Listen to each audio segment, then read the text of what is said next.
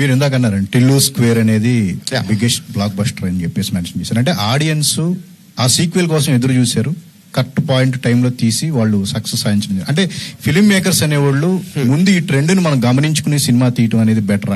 ఎట్లా అది వర్కౌట్ అవుతుంది. ఎందుకంటే ఇప్పుడు మీరు ఒక సక్సెస్ ను ఫాలో అవటం అనేది చాలా ఓల్డ్ ఫ్యాషన్ థింగ్. అది ఎవరైనా చేసేది ఏ బిజినెస్ లో అయినా, ఫిల్మ్స్ లోనైనా కాదు, సక్సెస్ ని ఫాలో అవుతారు. ఒక సినిమా హిట్ అవగానే అలాంటి సినిమా మీకు నచ్చిందన్న తీస్తారు, లేదా మీ సక్సెస్ ని ఫాలో అవుతారు. ఆ సినిమా హిట్ అయింది కాబట్టి అలాంటివి తీద్దామని.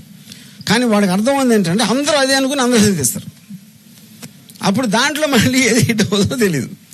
సో ఇప్పుడు ఏంటి, ఇక్కడ ఎలాంటి సినిమా తీయాలి, ఎలాంటి డెసిషన్స్ తీయాలి అని ఒకళ్ళు ఇద్దరు ముగ్గురు మీద వదిలేయటం కూడా వేల మందిని ఇంక్లూడ్ చేస్తే ఎలా ఉంటుంది అనేది కాన్సెప్ట్. ఇక్కడ thousands of people are voting for a government, not 2-3 people. Same application you can do to cinema. అది